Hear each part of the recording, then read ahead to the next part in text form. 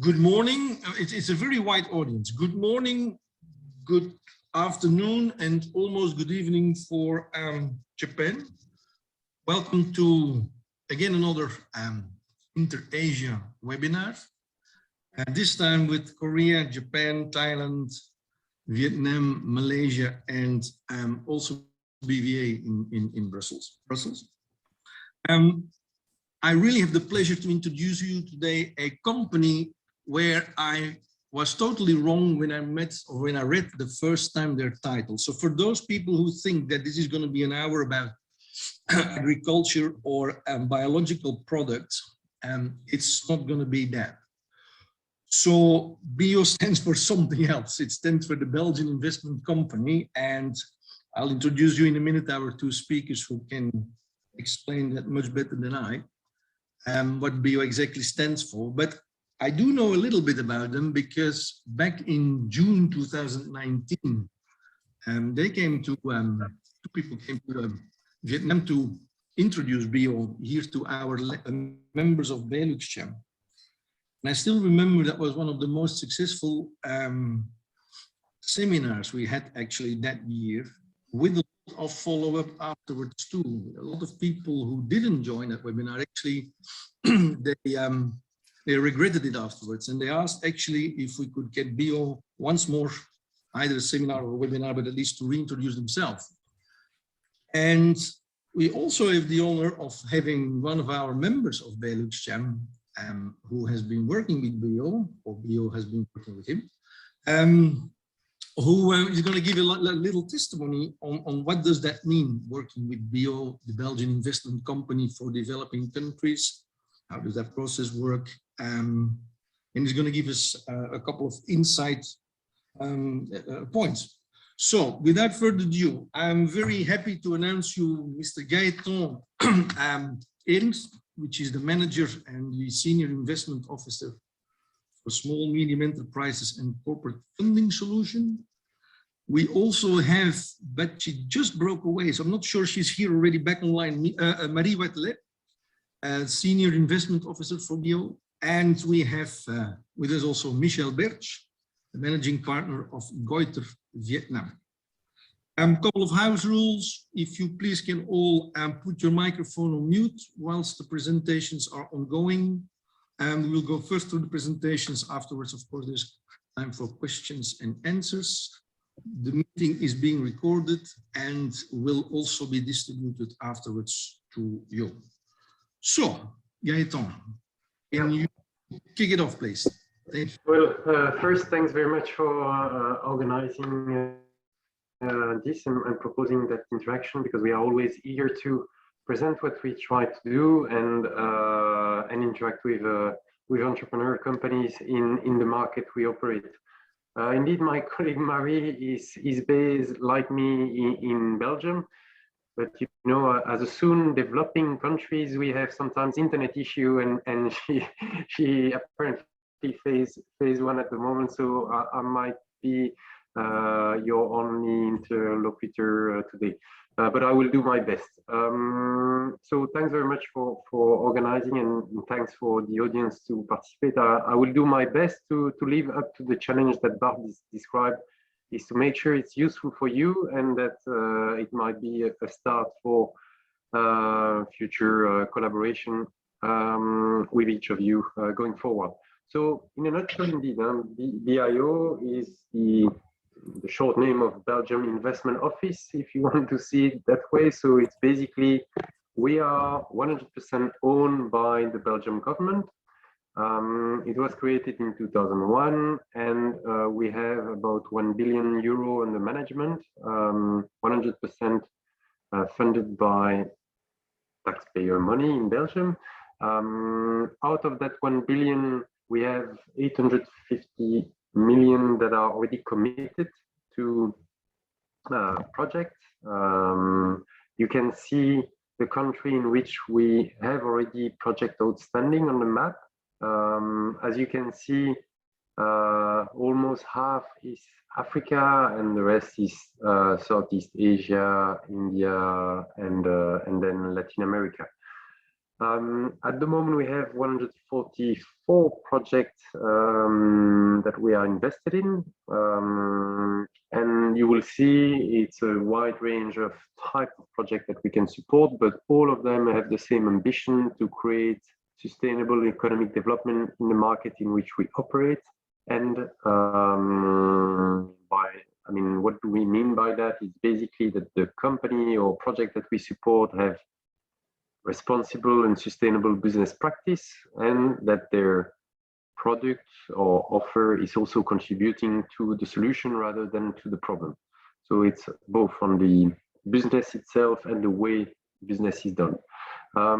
We have about, and actually it's the other way around, we have 34% equity investment and 66% loan. So sorry for that, it was the other way around. And we are about 76 people working mainly from Brussels. We have 2 local offices, one in Ivory Coast, one in Kenya, but we don't have local office at the moment in Southeast Asia or in Asia at all. So we cover those markets and we try to originate potential collaboration from Belgium and traveling regularly to Asia. So hence this kind of webinar are very useful. BEO is one of the many European DFI, so it's Development Finance Institution. As you can see, nearly all countries have one.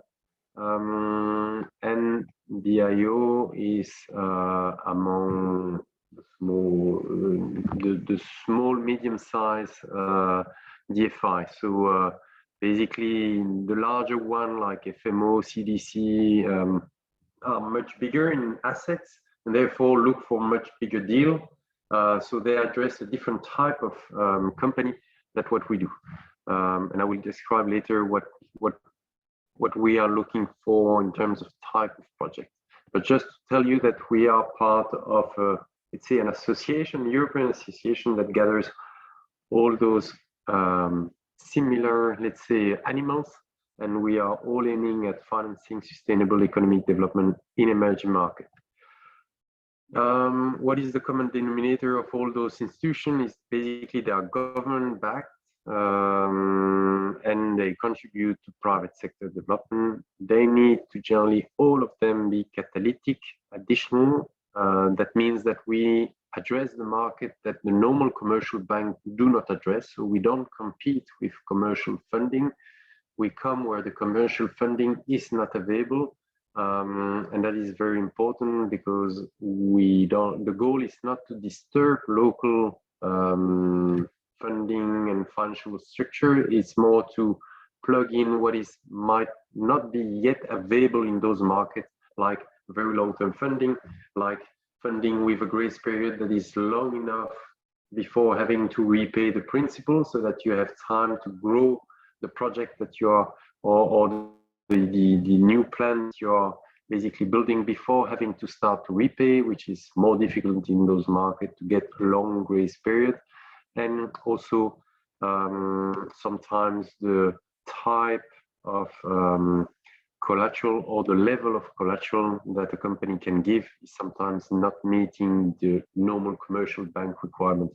So clearly those are the reasons why we are additional and we need to start to be active in the market in which we operate.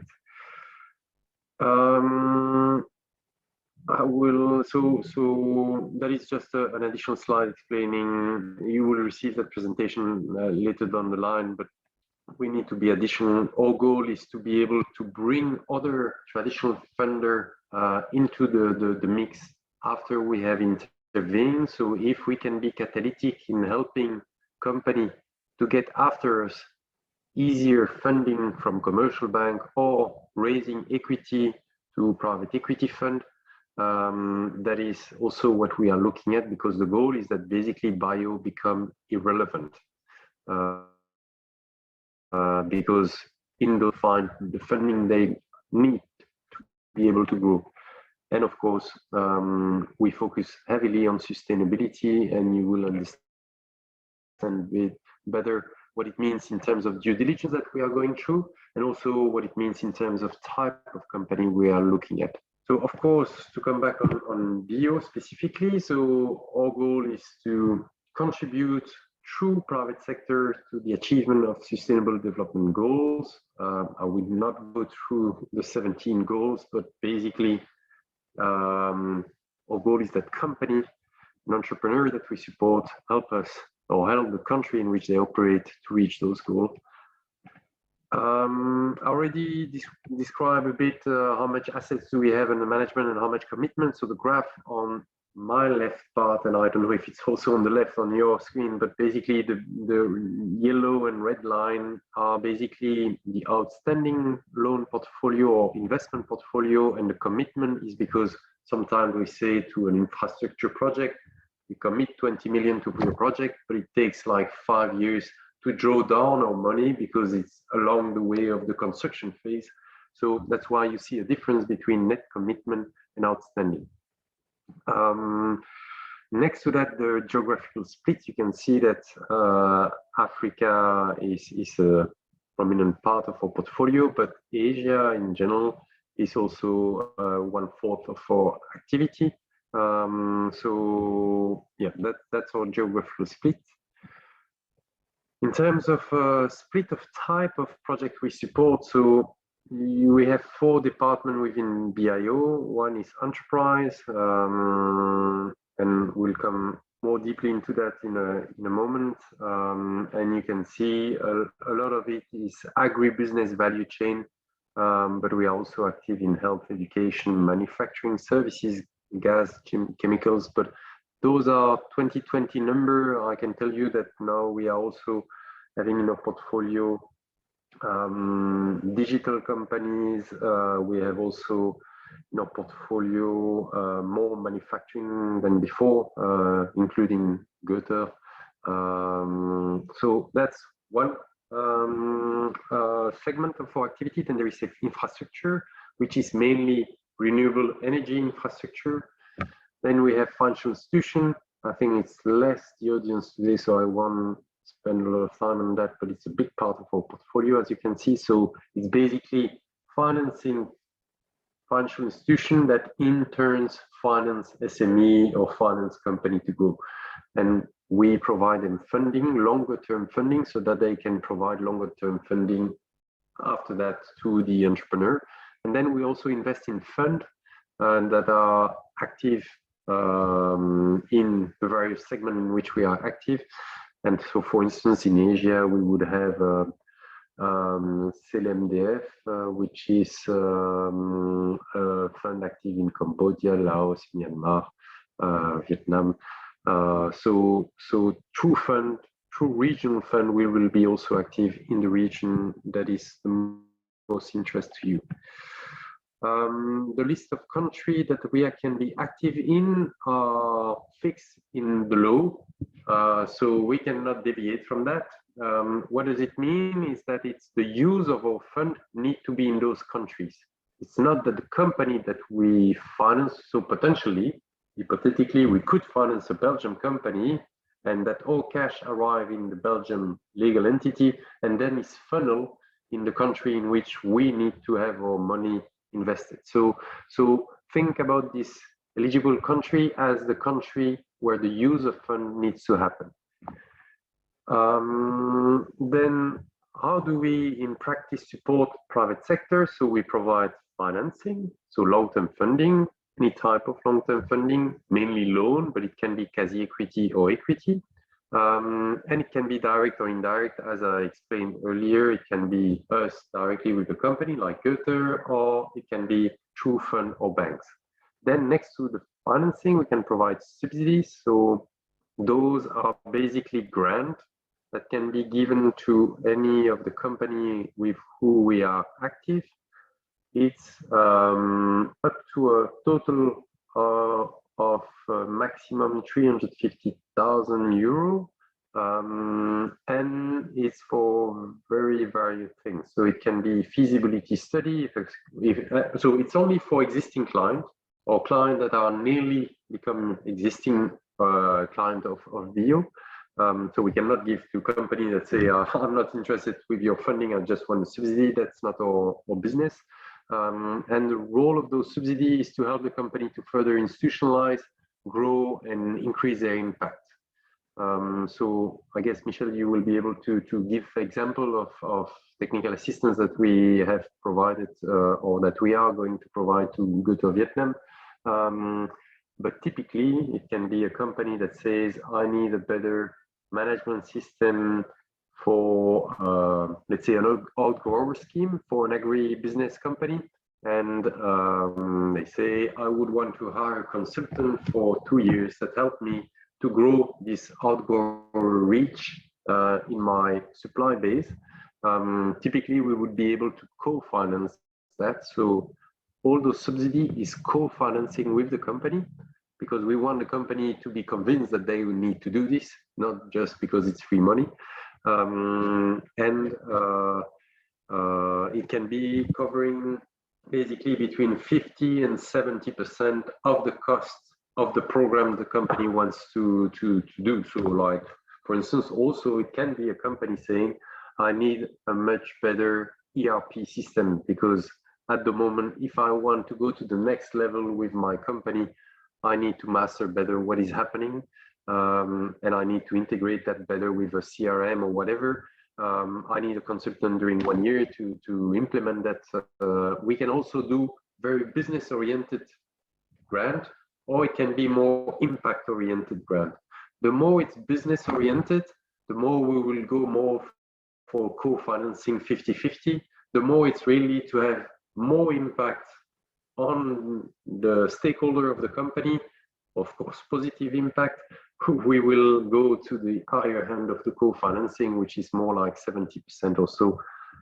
And so, yeah, that's a subsidy. And then next to that, we try to the limit of our network and expertise to provide as much as possible feedback to the company during due diligence and after that on what they want to do and what they try to achieve, because we have seen many projects over the lifetime of BO. We have things that go wrong, that go well, and based on that, we want to use that, let's say, tuition fee that we paid to be used by companies, and that at least at the end of the day, we are not the CEO, neither the owner of the company, so the company do what they want, but we provide our input of what can be improved. So that's what we mainly do with company. It's the key message that you need maybe to remember. Main principle is we are untied, so it doesn't have to be company with Belgium tie. So it can be any company that we support, and the only criteria is that it cannot be government owned, or it cannot be putting BO exposed to politically exposed companies. So those are the two, let's say, point of attention. But I think it's not really the audience here, so it's fine. We shouldn't be in that position. And so the goal is to provide the funding at market condition. That is always very tricky to define, because by essence, we are only active where commercial bank cannot fund. So how do you define what is market condition when basically it's a market? We fill a gap in the market where the market is not so active. So, but we try to do our best to say, okay, we don't want to compete with a local commercial bank, because they need to develop in line with the local economy, and if we start to play with that, we are messing up the long-term development of the economic environment in those countries. And of course, we look for impact, so both in terms of the way you manage your company and the type of project you are offering. Sector focus, I think I already covered that quite a bit. So financial institution, of course, agriculture, anything that relates to energy or climate change, so energy access or stability or quality, and then all what is climate change, of course, which is often related to energy. So it can be also energy efficiency investment that want to be proceed. Then it's also infrastructure that helps the environment in which company needs to develop. So like port, warehouse, transportation, of course, all that is critical to enable company to thrive. All what is digital for development. So typically at the moment, we are looking at financing a company in East Africa that provide cheap internet solution for, let's say, retail client at a fourth of the price of what is available now in the market in which they operate, which basically creates a lot of economic inclusion and just digital inclusion. So that would be an example of that sector. And then anything that is related to basic services or access to basically services or goods that are, let's say, improving people's life. So is there any major question at this stage before I go into like deeper into example of company that we finance? You can put in the chat if you want to, so that we don't need to open the microphone of everyone. I'm just going to look in the chat if something arrives, so not at the moment. So don't hesitate to do it so that I can pick the question along my presentation. I will continue at the moment. And if ever I don't cover your question in the chat during my presentation, don't hesitate to Bart or anyone to help me at the end of the presentation to remind me that I need to answer to some of those. So I think here the main target audience is companies and maybe small infrastructure, but I think in the room we have, or in the virtual room, we mainly have companies. So I will focus on that sector. So again, what type of funding can we provide?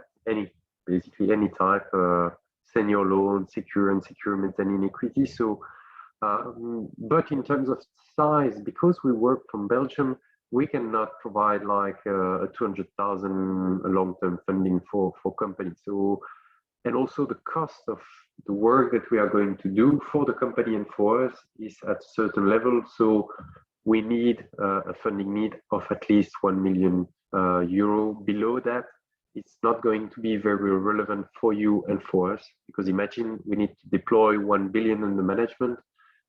If we do projects of below 1 million, it means that we need like 1,000 projects, which is of course impossible. We can provide funding in local currency or foreign currency. The way we provide funding in local currency is that we have access as a DFI to a hedge provider. So basically we put in place a hedge or currency hedge so that we can provide local currency. So we finance a lot of export-oriented company because then it means that they have a natural hedge against if we provide a euro loan and actually that majority of the sales are done in euro, we don't need to put a local currency loan in place, and it's easier and simple for everyone.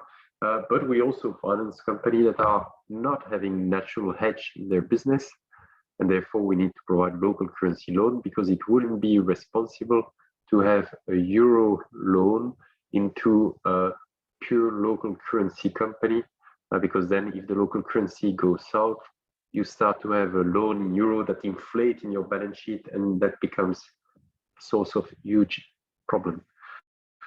A lot of our funding is above 3 years, so we don't do working capital loan. Working capital can be part of the funding mix we provide, but we provide a one-way loan. So the loan goes out to the company and there is a repayment schedule, it comes back, but you cannot draw back that money for the working capital fluctuation. So it's a one-way or two-way loan, not a one-way, because we need to be repaid. So that's important to keep in mind. They can be a part of working capital component only if it's really a stable working capital, where you say, actually, I'm happy to have not like a a revolving line of working capital that can fluctuate with my working capital need, but it's actually a base load that I always need, and then we can partly integrate that into the funding we provide. What else? What type of maturity company needs to have before coming to us? So we cannot do startups. If we do greenfield project, so it would be with the support of a parent company that can take the equity risk if we are not investing in equity, of course. And so it's basically then there needs to be an existing business that has the capacity to say, okay, I can cater for the equity risk. So if ever the project doesn't grow as quickly as planned, if the project is facing difficulty linked to let's say the greenfield aspect of what I'm trying to set up, I will jump in and I'm the one responsible of your loan until project that you are financing is reaching a stable, a self-sustainable business and becoming basically self-reliant, and then we can release that guarantee from a parent company eventually. So that would be the only way through which we can be active with like early stage company or greenfield company. But then next to that, we will need to, of course, do due deal on the existing business and the quality and the expertise of the entrepreneur or the management team to be able to do this greenfield project. Because our goal is not to finance projects that do not succeed. So that's a bit the way we look initially at any project or company that comes towards us for funding. The outstanding is lower than actually it is now, so we are getting closer to 100 million now of outstanding in enterprise department. There has been a revamping of, let's say, that department, so don't look too much at those numbers. Then in order to have Gutter speaking and question and answer, I will try to finish in like 5 minutes. So I will speed up. Sorry for that. So Gutter, Michael, Michel will cover that. So, but just so that you know, we have a senior secured debt with Gutter Vietnam and around 3 million. Tate Fruit is another example. It's not in Asia, but it's typically a packaging fruit company. You can see on the picture, and they needed to grow their ability and their processing line for food packaging, and they came to us. So that's again that's an agri chain, a value chain example. And then the internet company that I already mentioned earlier. So it's typically it's not Wi-Fi based, but what they do is that they have small relay antenna from the telecom operators with a network of surrounding, let's say, neighborhoods, school, individual, and so on. And they are able, with their technology, to provide internet at a fourth of the price, so 25% of the price of the normal mobile telecom operator. Internet to basically peri-urban population, which means that they are able then to, and it's unlimited internet, so it's much cheaper, and that gives access to education, enable business to go, I mean, to be more online driven. So it's a very impactful type of company that we try to support, and in this case, it's an unsecured loan. But of course, as we are taking more risk, we need to participate to the upside of this business. Financial sector I won't cover, but it's a big part. Infrastructure. So we are looking at, for instance, biomass project in Asia at the moment. So I won't dig into that, but we have a lot of projects with solar panel, as you can see. One, for instance, in Senegal. There, of course, for infra project, we go for loan of like can go 20-year period, so it's very long term. Actually, I think we are capped at 15 years. The project lifetime value is 25 years, but in this case, we give a 15-year loan. But that is not the case for enterprise. Enterprise, we mainly give loan between 5 and 9 years, because if the project you would want to do is not able to repay the debt related to the project, is probably in 9 years maximum, means that the project maybe is not a good economic decision, because it means that it doesn't generate the cash flow and the return you should be expecting. Last slide, and then I'm finished. Investment decision process, so that you know in what type of fund you are getting into, and Michel will be able to comment on that as well. So basically, you send us information, that basic information, so that we can know what is your company, what type of shareholder and sponsor we are speaking to, what type of sector you're active in, what is your track record in terms of operational and financial performance, and what is basically the project you would want us to finance. Based on that, that's the deal origination on top left corner. Based on that, we can tell you, well, we are potentially in or not, quite rapidly. And if ever we think there is something to be done there, we would go for first level of approval, what we call admission approval. When we go to that, it's basically all departments within BO that say, yes, I vet this project, we need to do it, we need to try to do it, let's go in due diligence. If not, we will come back to you saying, well, sorry, but it didn't meet all the criteria we needed, whether impact is not big enough, company is not mature enough, company doesn't, or the deal is too complex, it's too many jurisdictions at the same time, it's going to be a nightmare, let's not lose the time of the entrepreneur and our time. So first feedback, formal feedback by BO as an institution. Before that, you will have feedback from the investment officer, but there is the first formal feedback from the entire bio.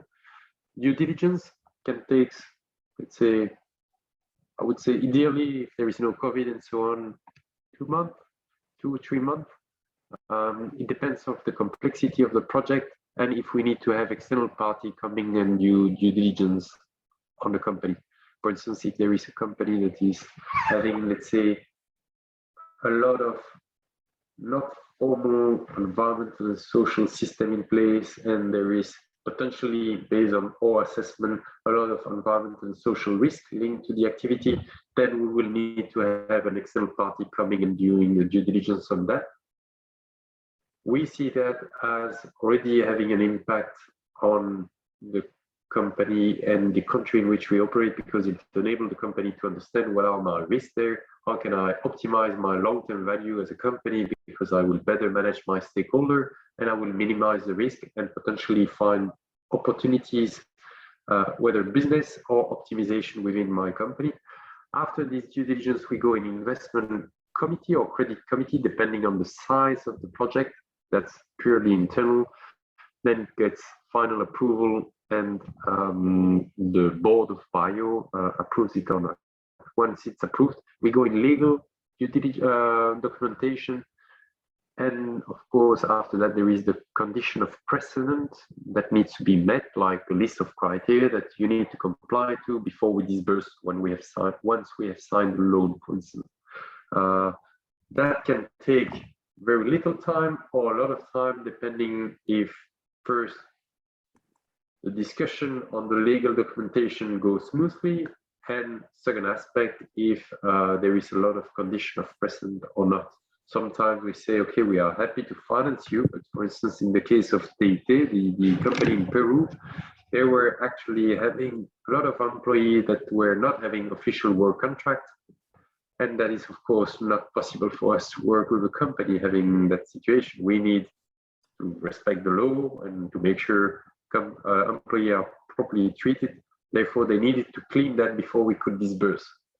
And so typically, condition of precedent, we are not in control on how much time you will take to comply with what we will agree together.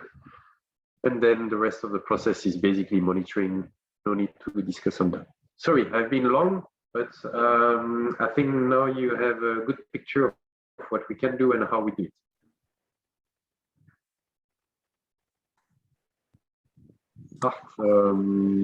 Thank you, Gaëtan. Is there still a part for Marie, or we're going into? I went in through the whole presentation because the connection of Marie was not so good. Marie, meanwhile, has done a fantastic job in the back office, answering all the questions, or most of them already, in the chat box. So, okay, let's go to the second part of the presentation by Michel. Okay, so nice to meet you all.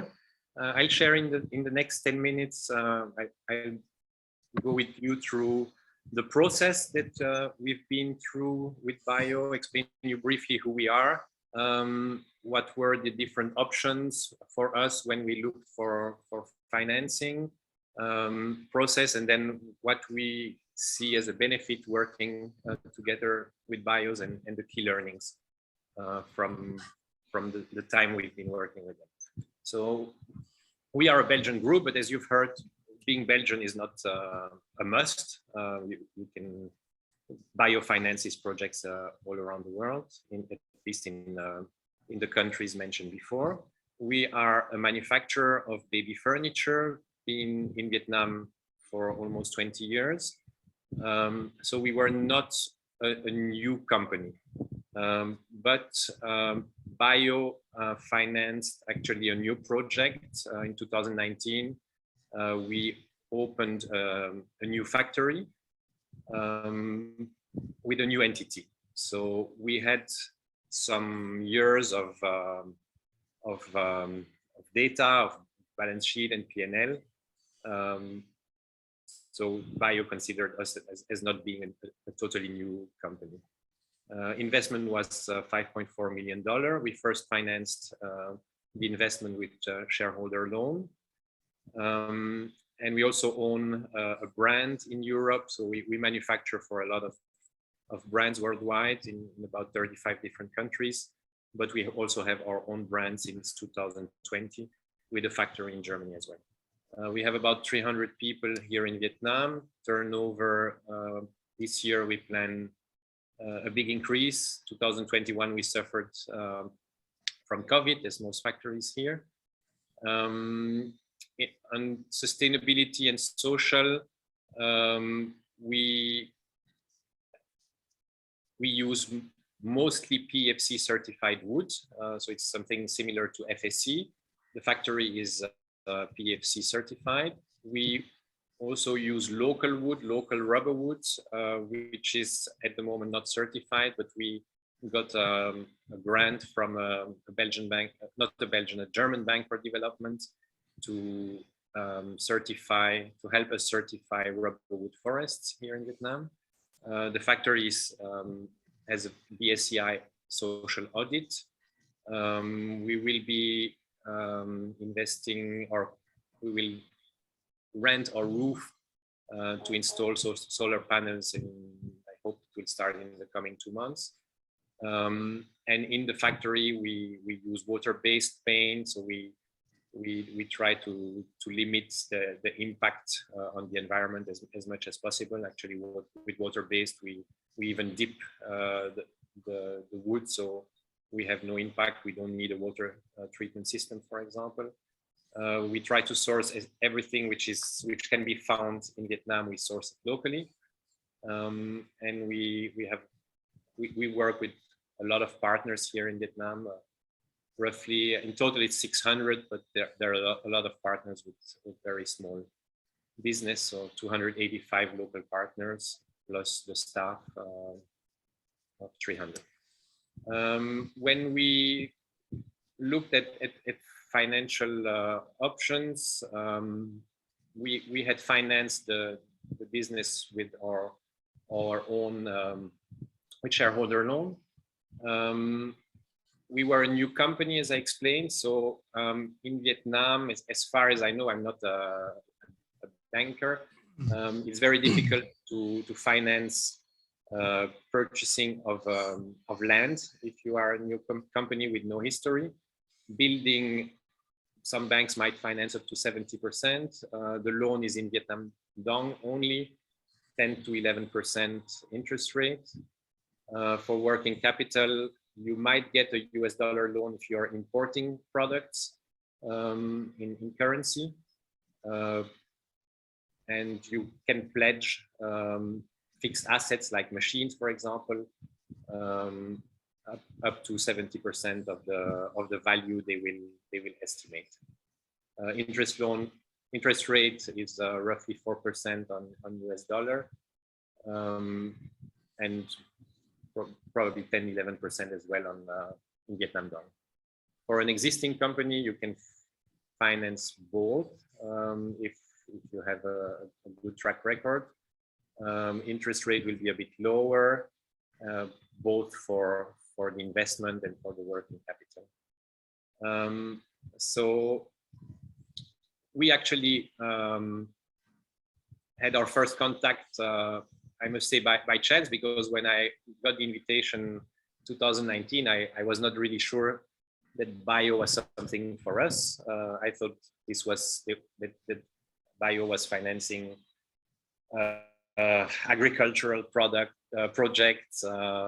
So we were quite surprised that this was not the case. We had some further meetings. My partners in Europe had further meetings in Brussels with bio staff, and then we started working on the project. There were a lot of a lot of documentation to prepare, especially when you are a small or medium-sized company. You don't really have all those documents, but that did not really cause an issue.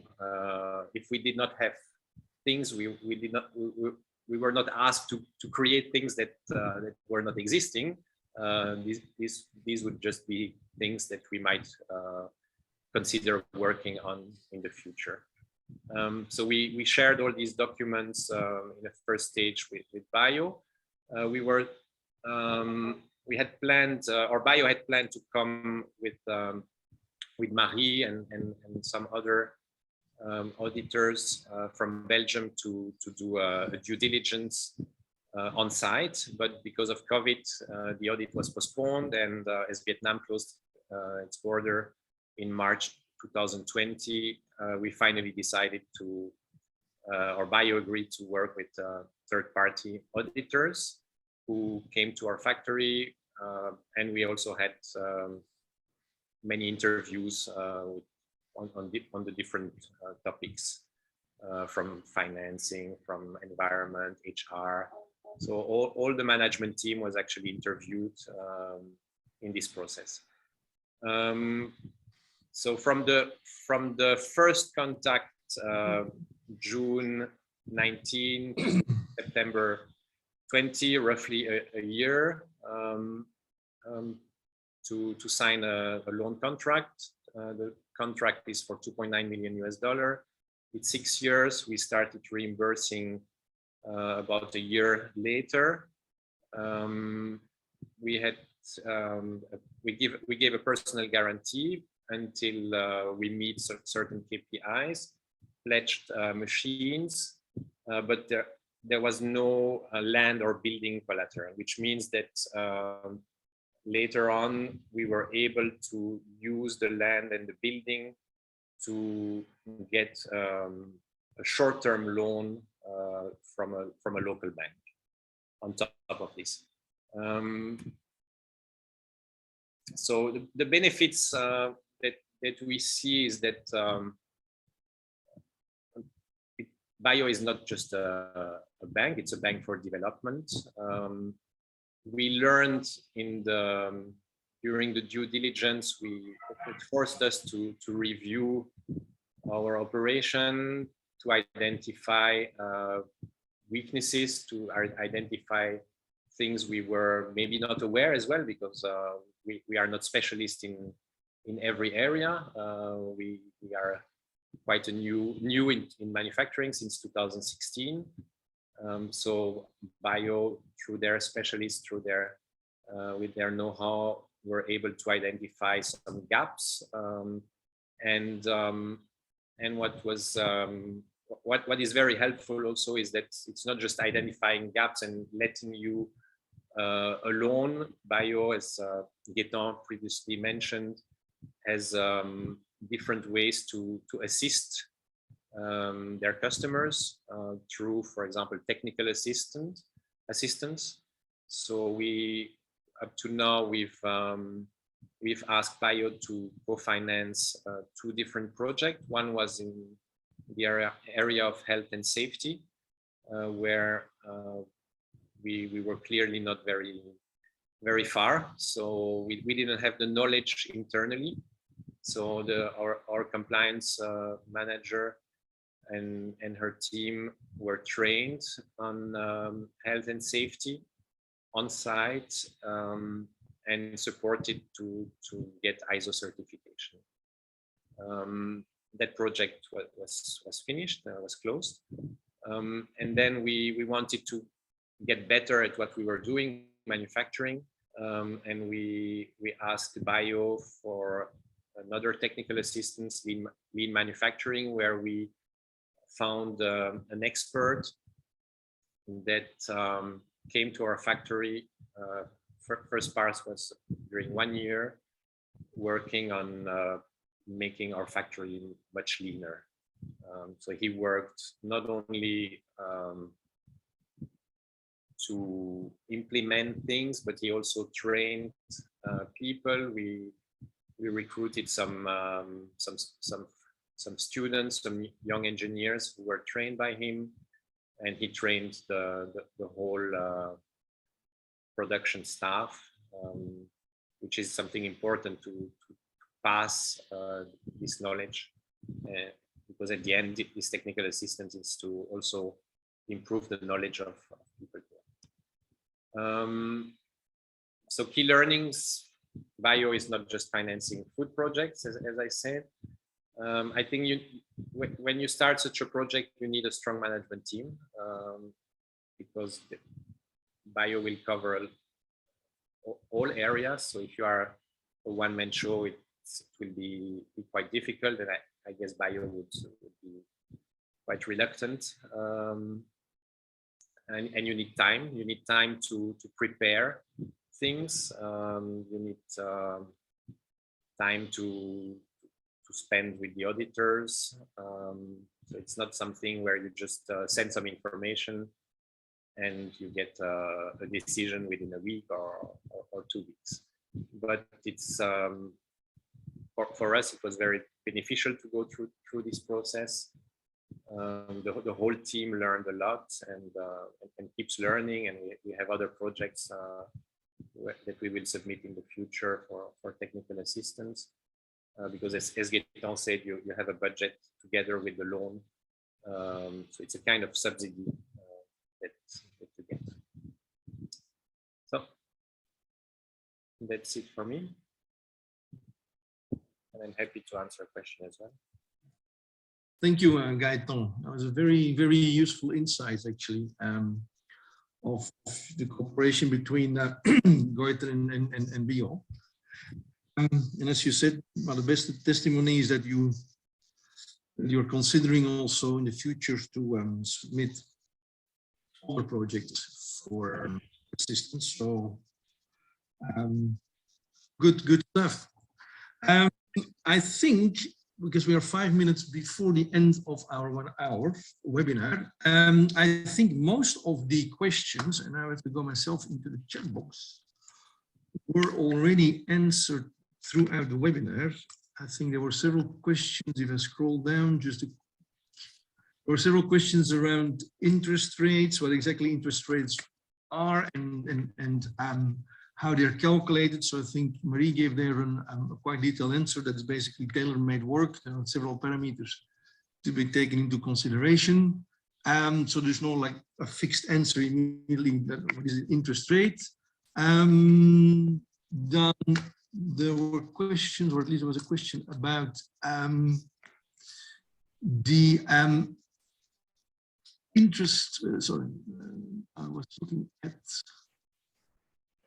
The minimum amount, someone asked for the minimum amount. I think you answered that during the presentation. It's anything between, out of my mind, between 1 million and 15 million. Is that correct, Gaëtan? Yeah, correct. And to be very transparent, for the economic efficiency of the company, we both for bio and for the company, in practice, it's often above 2, but we can go as low as 1, but we would do that only for very impactful business where we see, okay, because for bio, it will be a loss making in a sense, because we will have still the same amount of people having to go through the project. So we need to be very motivated for the ones that are smaller. So in practice, it's often above 2 or 3. So that's to manage expectation. And I just maybe want to add one thing is, if you are an entrepreneur and you have a project, even though you don't want to do it in the next 2 weeks, just come and test us, saying, okay, I'm thinking about doing this. It will be probably a project of about X million. This is what I want to do. That's what I'm doing now already with my existing company.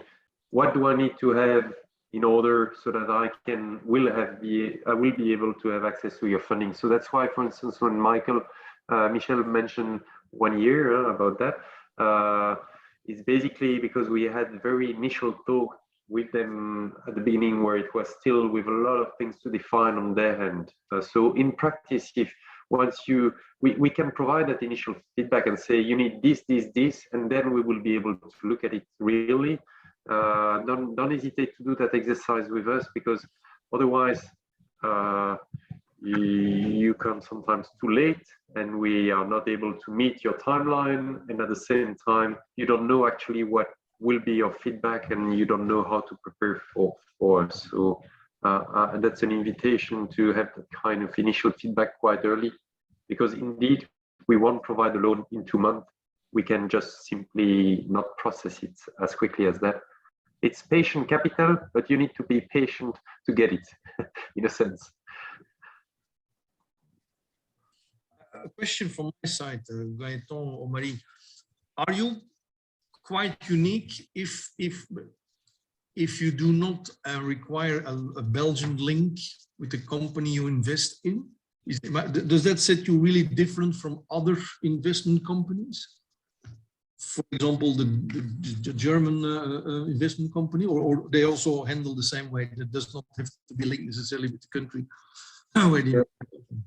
So there, historically, it was something that was setting us really apart. A lot of them had that requirement. Now it's no more the case for vast majority of them. Still, few of them have that requirement. I think, for instance, the Spanish DFI still has it a bit.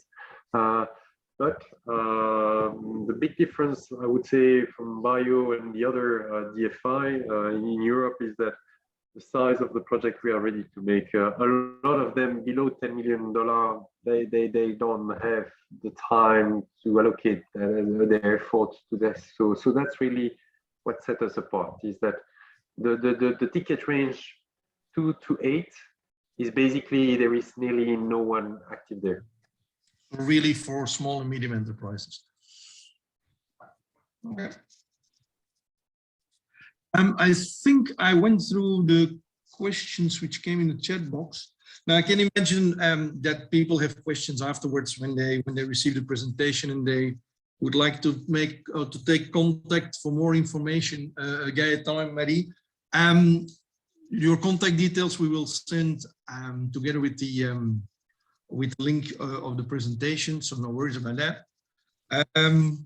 If there are no further questions, then I think I check one more time.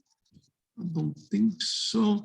If there are no more questions, then I would like to thank everyone for spending this hour with us. I want to thank particularly Gaëtan, Marie, and of course also Michel for your presentations. I also thank very much the colleagues in BeluxCham, Korea, Japan, Thailand, BBA, and Malaysia for co-hosting this with us. And I still think that somehow we need to do this again. Gaëtan and Marie, this presentation, but I think for the complete EuroCham members, since there is no link needed between the money and Belgium, I think it would be an ideal opportunity also to introduce you to all the members of BeluxCham, of EuroCham here in Vietnam and maybe also in other regions. I'll come back to that soon.